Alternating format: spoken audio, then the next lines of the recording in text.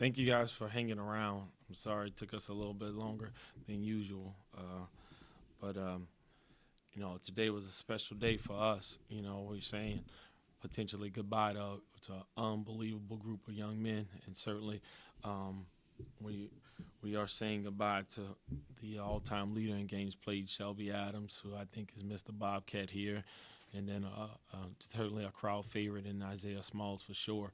Um, I think that just having the opportunity to coach and to impact lives every day. I don't know if there's a better job in the world. You coach a game, you wake up every day, you can come in the office with sweats on.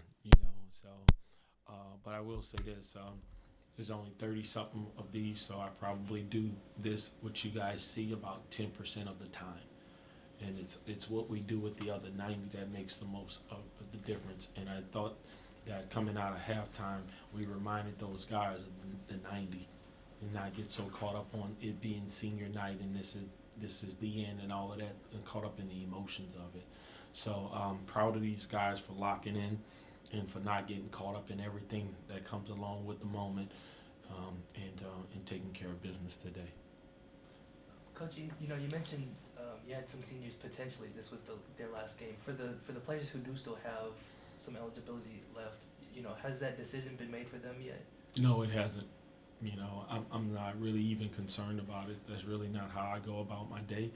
I'm just kind of like living in the moment, and I want those guys to feel comfortable where they are right now and what they're doing right now.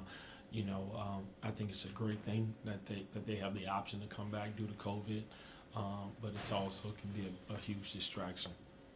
Well, for the two fifth-year seniors, what have they meant to this program the last couple of years?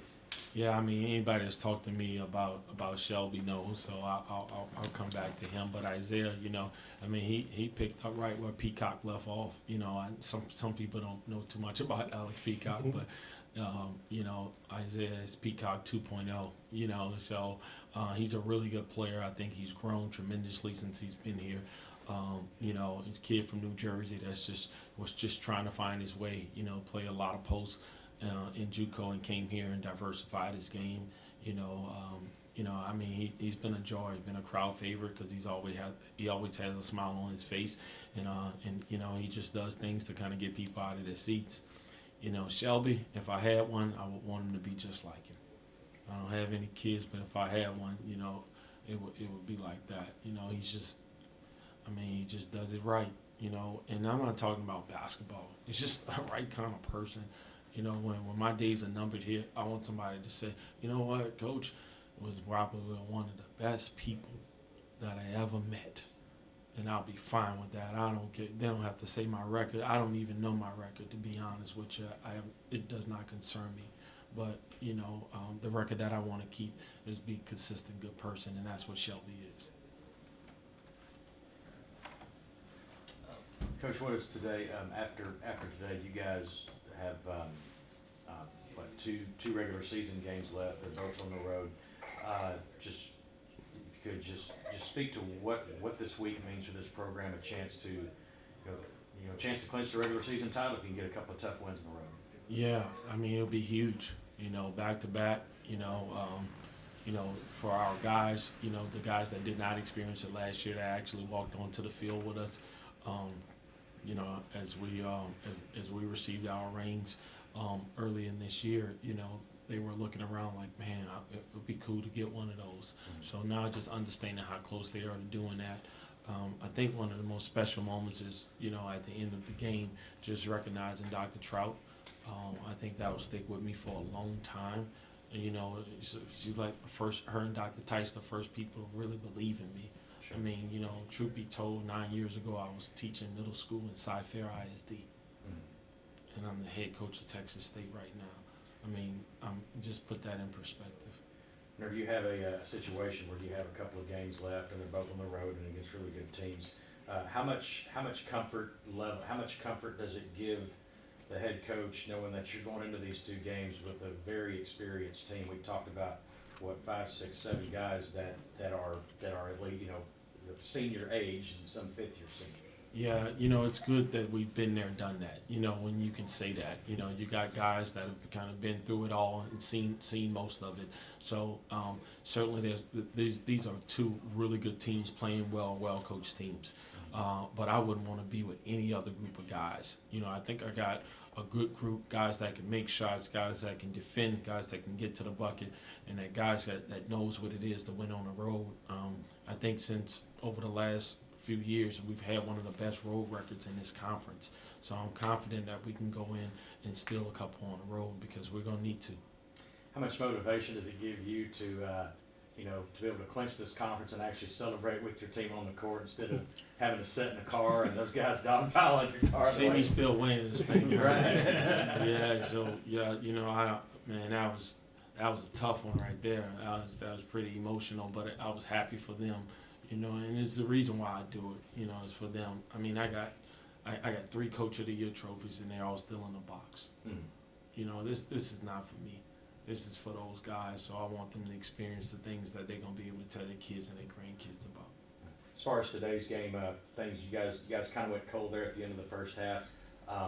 Close game at halftime. What was the message to your guys that allowed them to at halftime to allow them to come out and get some distance and finish the deal in the second half? Yeah, it was Coach Mathis' scout, and I thought that Coach Mathis did a really good job of kind of lightening to those guys and trying to get them to play with a sense of urgency. He's been here.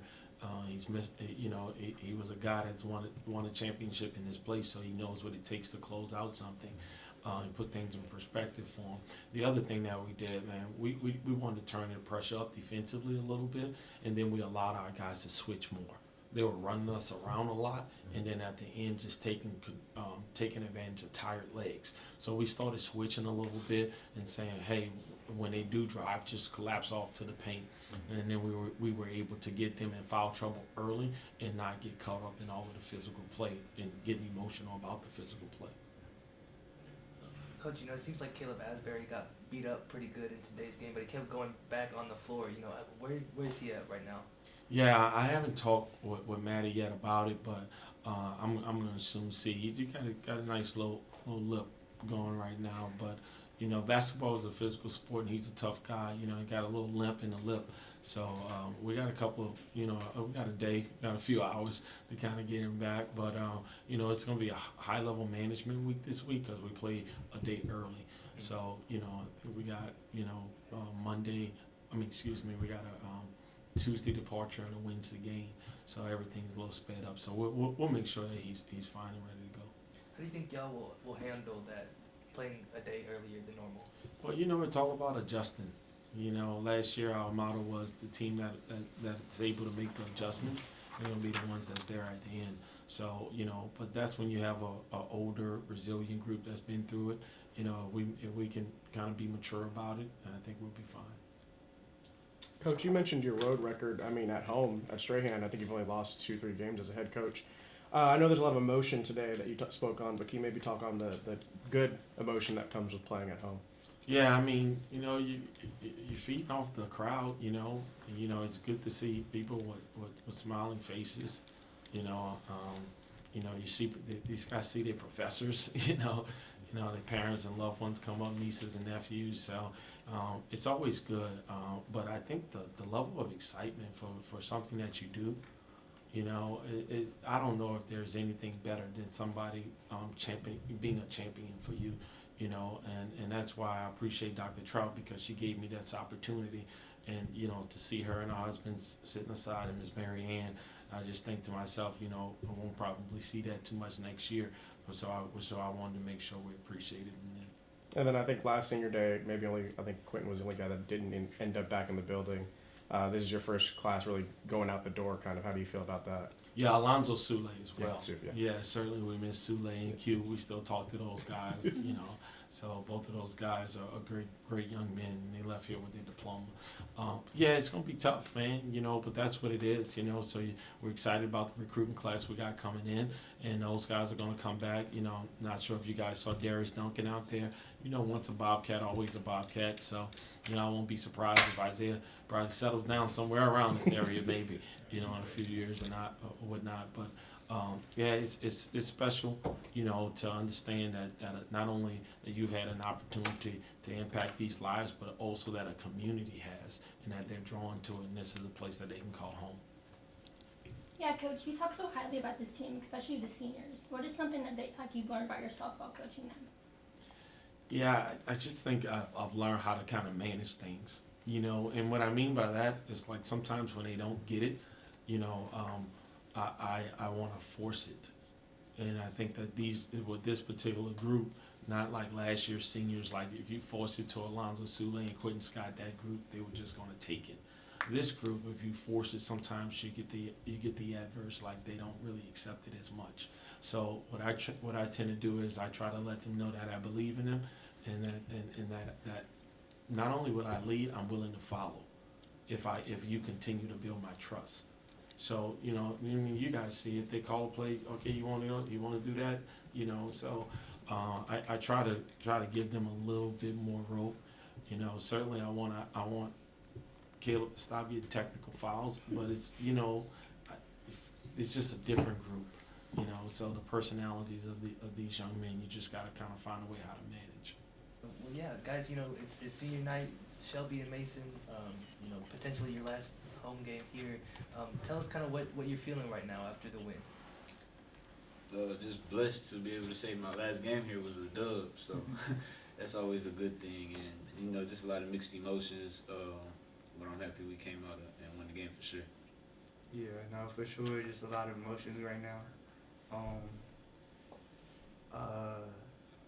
It was a great 4 years here. I enjoyed every moment of it, and just playing at Strahan, it's just been like a dream come true. You know, Mason, TJ had said that for the guys who still have some eligibility, you know, those decisions haven't necessarily been made yet. Has that decision been made for you? No, everything's still up in the air. Yeah, I'm just right now I'm just focused on the season and going to March Madness and becoming another Sun Belt champion. Well, Nigel, what were some of your takeaways from this game? What did it take to get the win today? It took to come up with physicality and accept it. That's gonna be a physical game, and that we're the type of team that can do that as well. Just turn it on and play our way and be straight. You guys had kind of cold end to the first half, and they'd gotten. It was a 1-point game or close to it. I think they got to within one there early second half. What was the message like at halftime where you guys were able to, you know, come out in the second half and get some distance and finish the deal? Embrace the physicality aspect. That's about it. Play defense, rebound the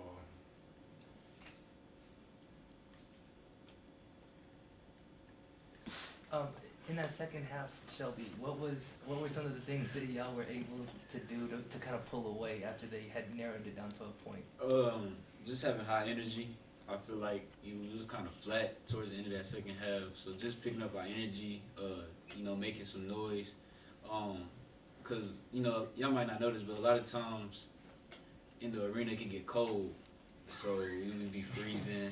So, like, people just want to, like, focus on warming up by themselves. But, you know, just making noise, you know, you're going to eventually heat up if you make enough noise. So that was the biggest thing for sure. Did it get cold today? Yeah, it was freezing. It was freezing. So Shelby, you've had a pretty eventful 24 hours. Can you maybe talk about it a little bit? Yeah, so, what was it? Let me see. So we came back from, I'm going to even go past that. We came back from, where was this at? Louisiana. Came back from Louisiana. I'm like, Coach T, you know, me and Mia go get married Friday at 1:30. You know, usually we practice at that time. So I'm like, I don't want to miss practice though. Is it any way you could like push that back some? You know, Coach T, you know, he's solid, you know, so he was like, I got you. So then Friday comes. I'm not gonna lie, I couldn't really sleep that night. You just had a game, big win for us, and then I know what I'm doing the next day. I'm like, so I'm really up to all night, you know. Then my girlfriend Mia flies in from Virginia, so at 9:30 I go pick her up, and then you know everything. We get married, and then right after the marriage I have to come to practice.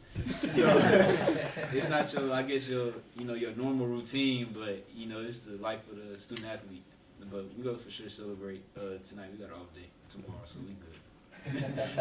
I mean, the teammates were there. No, they was here for practice. That's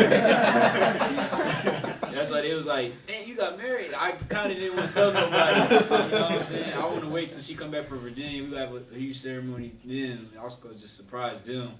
So when they heard it, they're like, "Dang, Chef, for real?" They was all hyped and stuff. But yeah, I'm not gonna lie, I knew yeah. something 12 knew he my roommate. Can you guys maybe talk about y'all's last, 4 years here and how y'all feel maybe deciding to step off? Yeah, go for it. So yeah, 12 was like on his recruiting trip here. I was his host. So ever since then, we just been planning. We like, like bro, we just had a winning season in like 5 years. I'm like, you come here, bro, the sky's the limit. And we was just thinking, me, I'm hyping him up. He was already Gatorade Player of the Year in Oklahoma. Yeah. Getting like 40 balls and things like that. I'm like, come on, bro, like we need you. He like, yeah, for sure. He said, I gotta think about it. I was like, come on, bro. So we was hanging out like all weekend. This was when Mason still had the hair, right? Right. Yeah, the crazy. dreads, yeah. Crazy hair, before he cut it. But then by the end of the weekend, I kind of had a feeling, I was like, he gonna come here. And then eventually he came here. And ever since then, I feel like we just been, iron sharpen iron. We always in the gym together, talking things out, what we can do better and things like that. And then off the court, I know his family, he know my family. It's really like a brotherhood. And that's what everybody, even Nigel. So it's just, a huge family. So it's always great when you have that. That's what's up. You guys have 2 road games against 2 pretty good teams left between you and another conference regular season championship. I asked Coach this question, I'll ask you guys as well. How much more comforting is it whenever you've kind of been there, done that, and you guys have an older team going on the road and trying to finish the deal? I think it's very comfortable, and it kind of like, for us, we go into it like we've been here before, and we know we can do it, so it gives us a lot of confidence, I think. But at the same time, we know like the job's not finished, and we just wanna stay focused and try to take everything one game at a time for sure. How much does it add to the motivation to give Coach a championship celebration on the court this year instead of him having to sit in his car and you guys dogpile on top of his hood and all that? It's huge for sure. It's huge for sure. That's something we talked about a couple times. We just want him to be able to experience that. It's kind of different. You actually go up on the ladder, you could cut the net yourself. So we just want him to experience that because he put in a lot of work, just like us. A lot of times we come back here at night to shoot, and I say this a lot. And his car's in the parking lot, and he's up in his office working. I try to, a couple of us try to stay longer than him. We leaving the gym, his car's still in the parking lot. He's still in the office working. So he put a lot of hours in. So we just want him to be able to experience that as well. No scratches or dents on his car from that last year, brother. I don't know. 12 probably less than 10. He jumped on there crazy. Yeah, I might have left it